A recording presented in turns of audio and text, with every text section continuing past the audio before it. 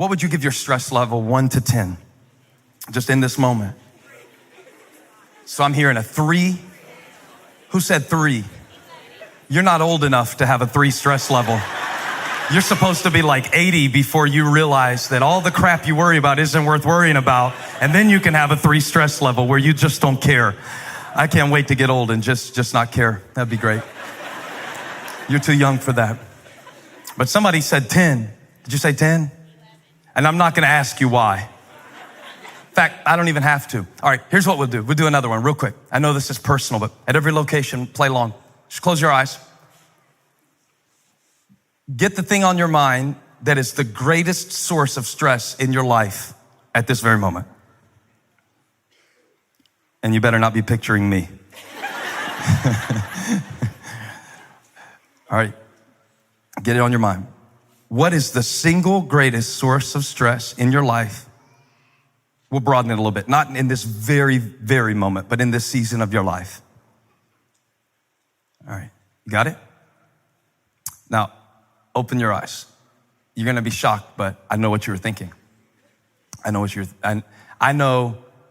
know this much. I know that the thing that you thought of fell into one of the following 4 categories.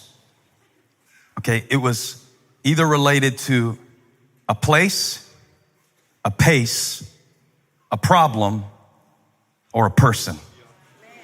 Or maybe peoples, just in general, all of them, every last one of them, just human beings, Homo sapiens. So it's either a place that you're going after this, or even for some people, church can be stressful. It can be stressful I'm sure it's stressful to come to Elevation. I'm sure it's, if you've never been here, especially because it's confusing, because they got like violins and cellos on the stage, but then they start shooting laser beams and it's mixed messaging. Like, what kind of church is this? Is this a white church, black church? It's a traditional church, Yes to all of the above. It's the kind of church where you can't figure out what kind of church. It's a good news to all people kind of church. But some of the stressful places that we will go this Christmas season, it can be a place. If you have to fly, certainly understand your dread for that experience. Just walk through the airport telling yourself over and over again, I'm not a human, I have no rights, and you'll be okay. The pace of life, I hear people mention this a lot. How you doing? Busy. I'm busy. Busy. I'm busier than a one-armed wallpaper hanger. They said that to me the other day. I think that's weird. Busier than a 3-legged cat trying to cover up his poop on ice, somebody said to me. Yeah. Run around like a chicken with my head cut off. So violent. All I said is, how are you doing? You're like decapitating chickens. So it's like the pace of life. Understand that if you've been running people everywhere, you've been like an unpaid Uber driver for a 13-year-old, I understand. Feel you. Sometimes it comes down to a problem in your life that is persistent, and sometimes it comes down to one that you're just pushing through right now. A lot of people listening to me preach right now are having a hard time focusing with their minds because of the pain in their body. Or what can be even worse, somebody that you love that you can't do anything to comfort them. And that can be difficult. And really the 4th category that I mentioned, people, that's really the whole thing.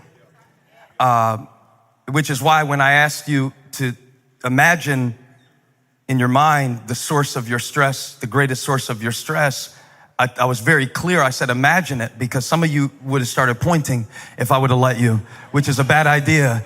Like some of you are sitting next to what you perceive to be the source. See, you should look really confused right now is my advice. And I think it's important before we begin a discussion on the path of peace to try to talk about the source of stress, because whatever you identify as the source of your stress determines where you will seek your peace. Amen. I'll say that again. Whatever you say, this is the source of my stress, that regulates and determines where you seek your peace. And so the Christmas story, of course, comes along and challenges us in all of those ways that we experience stress and pressure. Christ is born to challenge us as it relates to our expectation of peace. The Jewish people had a very particular expectation of the kind of peace that the Messiah would bring. Zechariah states it very clearly and paints a picture of the kind of peace that the Jewish people were looking for God to bring through the prophesied Messiah. It features such expectations as mentioned in verse 74. He says that this Messiah will rescue us from the hand of our enemies. Notice the word from. The expectation of peace for the Jewish people is that God would deliver them from their circumstances, from their oppression, from their being marginalized, from their poverty, from their despair, and from their darkness. It was surprising then for me to see the shift that Zechariah made in verse 79, where he said that the rising sun will shine on those living in darkness and in the shadow of death. And so it represents a shift in perspective that God does not always rescue me from. Sometimes he visits me in my trouble. And for so many years, I have thought that the thief of my peace was other people or certain places or the schedule of my life, which is kind of funny because I'm the one who said yes to all that stuff that I'm stressed about. And so now I'm asking God to take away the things that I committed to. And I've tried so long, to arrange my life in such a way that I would no longer experience those stressful events and stressful people. And if God would just change them, and if everybody would just act the way they should act for a little while this Christmas. But the Lord has been speaking to me in these last few days about the path of peace. And what I realized the more I reflected on this promise of peace that God gives us, Isaiah 9:6, his name will be called Wonderful Counselor, Mighty God, Everlasting Father, and the Prince of Peace. But notice the prophet didn't call him the Prince of Convenience, or the Prince of Ease, or the Prince of Comfort, or the Prince of my preferences. Because a lot of times when God promises me peace, what I hear in translation is that God is promising me convenience, or God is promising me ease, or God is promising me my preference being met. But the Lord has been speaking to me, and maybe you don't need to hear this, but just in case you do, it is impossible to experience peace when you are expecting perfection. See, my problem, I'm coming to realize this, it's not other people, it's not the place, it's not the pace, and it's not the problem. The problem is not the problem. I can tell you the problem is not the problem because Jesus was born in a manger. The angel appeared to shepherds. So the shepherds were the people that you would least expect the herald to make the announcement of the birth of the Son of God. And yet he showed up to the least likely people in an unlikely place. So it's not the people. It's not the place. It's not the pace. The shepherds were always on the move from place to place to place to place. It's not the place. It's not the pace. It's not the people. It's not the problem. Here's my problem. My problem is that I can't receive peace because I'm expecting perfection. And the angel said, are y'all going to help me preach, or it's just me today? I'll make it quick. Here's the whole message. If you need to go, if you got things to do, I'll give it to you right now, and you can go on and get to Target, and hopefully everything will turn out all right. The enemy of your peace is not other people. It is not other places. It is not how fast life is or the way the world is. The enemy of your peace is your insistence on perfection.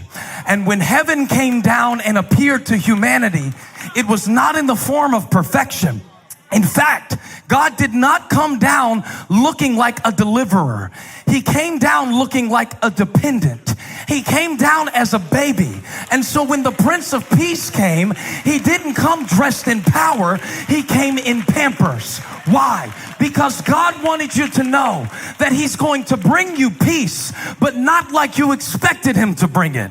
It's not going to look like you pictured it. It's not always going to fit your preferences. It's not always going to live up to your exact specifications of the performance of people. So if I'm going to live at peace,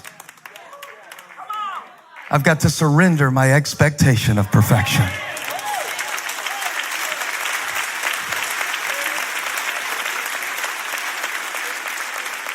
I feel like I can leave.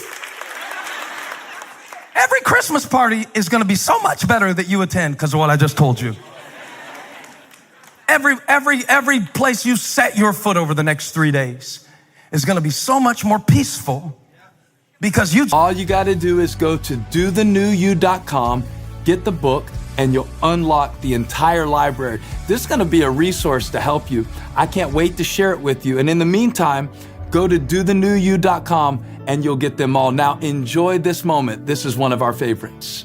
Write in the comments, I'm not stuck. And just put that in the comment. Even though you're like, I am stuck. I'm literally stuck. I'm totally stuck. I'm really, really stuck, okay? That is a challenging paradigm for people because if you look in the Bible, Paul and Silas seemed stuck in prison, but they praised God and the chains broke loose. You know, Gideon seemed stuck in a wine press, but God spoke and he became a deliverer. Moses seemed stuck as a murderer, running as a fugitive on the backside of the desert, and then this burning bush, and God had 40 more years of amazing things for him to do.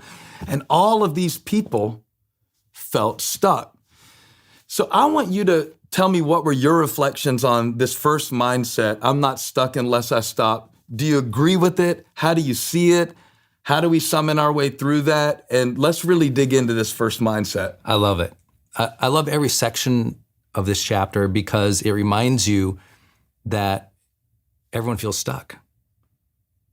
I think one of the things you did great in the book is that people see themselves in it constantly. You go, I do feel stuck sometimes in my relationships. I just feel stuck in my head. I feel stuck in my career.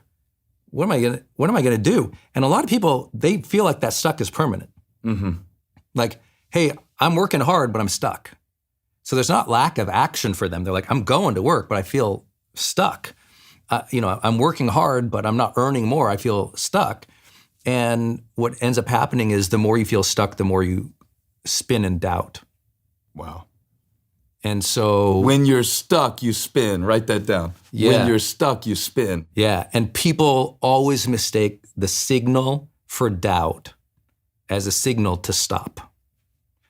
Tell me but more. Doubt is not saying stop. Doubt is a signal to learn. And when you change that frame in your mind, everything changes in your life. I'm so doubtful. Doubt doesn't say, well, stop and don't learn anymore. Doubt is literally, I don't know. So the only way to actually figure it out is get in motion, try, test. Ooh. Like doubt is the entrance to the scientific process. Doubt is the entrance to faith. Wow. And so when you realize that, like, oh, I'm having all these doubts about this thing, the next thought should be, well, I'm going to have to do something to discover the answer. I'm going to have to do something to discover the truth. I'm going to have to do something to test this hypothesis. Will it break your flow if I ask you something about that? No, I love it. Yeah, go ahead. Every religious person in the world is pulling up James 1 right now going, but the Bible says, let he who hath faith ask and not doubt. For he who asketh in faith shall not receive anything from the Lord. He is a double-minded man, unstable in all he does. Mm-hmm. And I always thought that verse meant not, don't have doubts or don't feel doubts. I thought it just meant go through the door of your doubt to get to the other side and find your faith. Right. Well, I think a lot of themes of the Bible are do not be afraid, or as you taught me, be strong and courageous. That presupposes some doubt. Right. Most of the Bible presupposes we have doubts. Yeah, if he says be strong, I must feel weak because I wouldn't tell you to sit down. You already are. Yeah, he didn't start the story. Gideon doesn't start the story as, a mighty champion and a warrior. Yeah. He starts in the wine press. A wimp in a wine press. David doesn't start the story with the sling. I mean, so you have to go, each of these stories starts in a place often of doubt. Yeah. Or discouragement, despair, division between people. We have to cycle through that. But the thing is, I always say, well, that's why there's another verse. That's why there's another chapter.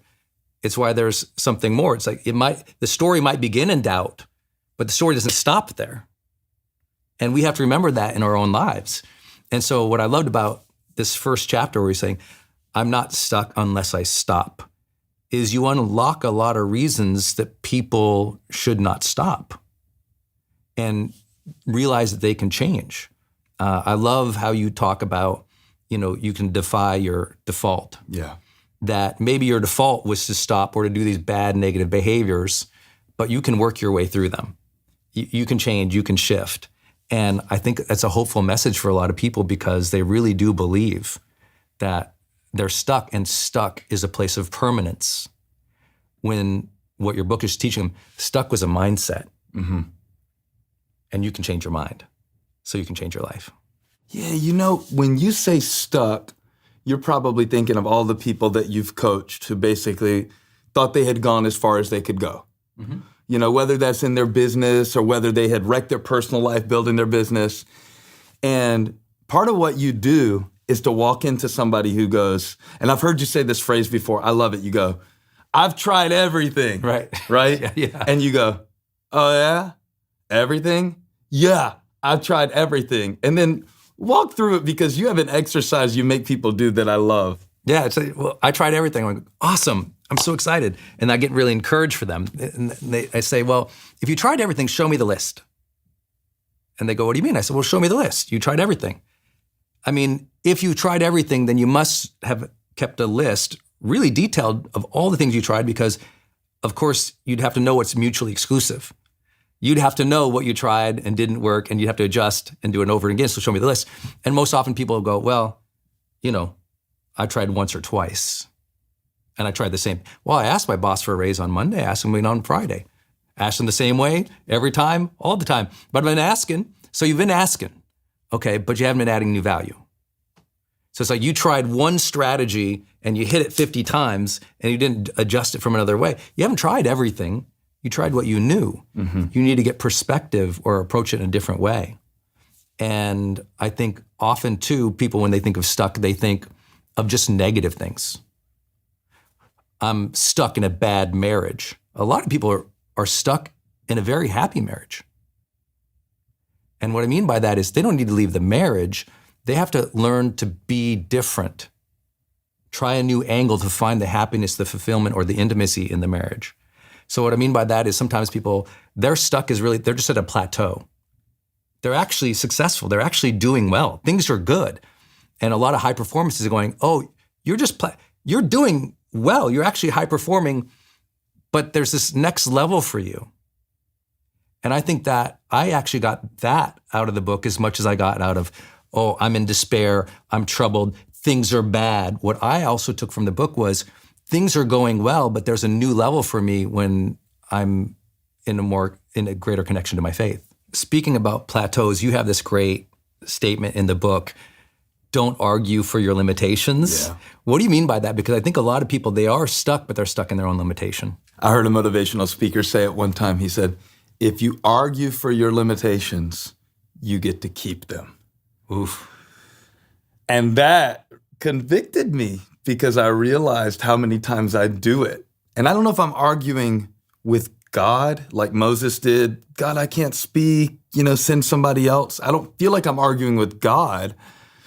I feel like I'm just arguing against myself. And I realize what I'm actually agreeing with in that moment is the enemy's view of me. Yes. And I don't mean limitation, hey, you've never picked up a basketball, but you can play in the NBA and you're 54 years old. That's not the kind of limitation I have in mind. I mean, the kind of limitation that is rooted in a lie where you know God is calling you to be this kind of person and to make this kind of impact, or you sense that he's giving you a glimpse and giving you a step to take. And then you start building the case against yourself and gathering evidence for why there's a deficiency in you. And so the quote just blew my mind. If you argue for your limitations, you get to keep them. You live small, you stay in that space. You actually begin to fulfill that prophecy, not the prophecy of God over your life, but your own prophecy. You start to fulfill the enemy's prophecy over your life, that you'll never be this and your dad wasn't that. So what I did, I took that quote, and in the book, I take it a little further. I say, if you argue for your limitations, you get to keep them. But if you agree with God about your potential, you get to grow into it. Oh, that's good. Grow into it. That's good. You know, that's the whole sermon. Put it in the chat. Grow into it. Because growing into it means, no, I'm not it right now. Like any more than I was 5'9" when I was 5. Mm-hmm. But I get to grow into it. And I think that first step of agreeing with God about your potential is to go, God, you know what's in me. I don't. And that's why I'm very wary of just the know thyself philosophy, right? Like, know thyself is great, but how about part 2? Grow thyself. Yes. Yeah, because that's the outgrow of reflection and awareness and self-acceptance is that I'm going to grow into who God knows me to be. That's the message of the book. I was writing this book to myself in places going, do the new you, the you that you don't know yet, but that God already does, the one that he chose. Yeah, and have faith in yourself as equally as maybe he has faith in you, which is What a hard a thing concept. to grow into. Well, think about this. You're growing into the faith of yourself, which is very hard for of me. yourself, because people will say, don't believe in yourself, believe in God. Here's the problem I have with that. Who made you? If God made me and I don't believe in me, what he called me to be, then it's him I doubt. Right. And that really helps me to get past this sticking point where I feel like, well, I just don't want to hype myself up and say that, you know, I can do great things. Well, I can do all things through Christ who strengthens me. Yes. So I think the two go hand in hand. That's why I was passionate to get this masterclass going, to get people out of and to get you out of this mindset that says, well, God is great, but I'm no good. Okay, yeah, we're all sinners. We all need Jesus. We all need forgiveness, but we've been redeemed by him. So what does that speak of us that he paid that price for us? And that's the limitation that I want you to grow beyond, this view of you that only sees you as flesh and bones and mistakes and disappointments, and to grow into the image of God that you were originally created to be. So good. I thought of when I was reading it, the angle you took on don't argue for your limitations, which was also, you were saying, be careful about justifying all your vulnerabilities and your challenges and what's wrong with you, because it's easy to go, well, you know, I'm not a good communicator because, and as soon as you say because, you enter the world of either blame or self-comfort to say, I'm not a good communicator because my parents were mean to me. And so I always tell people, listen on limitations, always listen for the word because. Wow. I'm like this because, and you'll often add a negative thing. My parents were like this, they didn't believe in me, she mistreated me, they cheated, they stole. Or we're doing it for our own comfort because we don't believe we have empathy from the world. So sometimes when we share our limitations and our vulnerabilities with people, what we're doing is we're reaching out. We're saying, hey, let me just be vulnerable with you real quick. What it is doing is, could you please see me? Can you recognize me? Because I'm not feeling like I like myself, or I'm not feeling good, seen, heard, or I don't feel like the world is fair. So let me tell you this thing that's unfair for me. Could you see it and acknowledge it and say to me, oh yeah, that is unfair, or oh, I understand now why you are like that.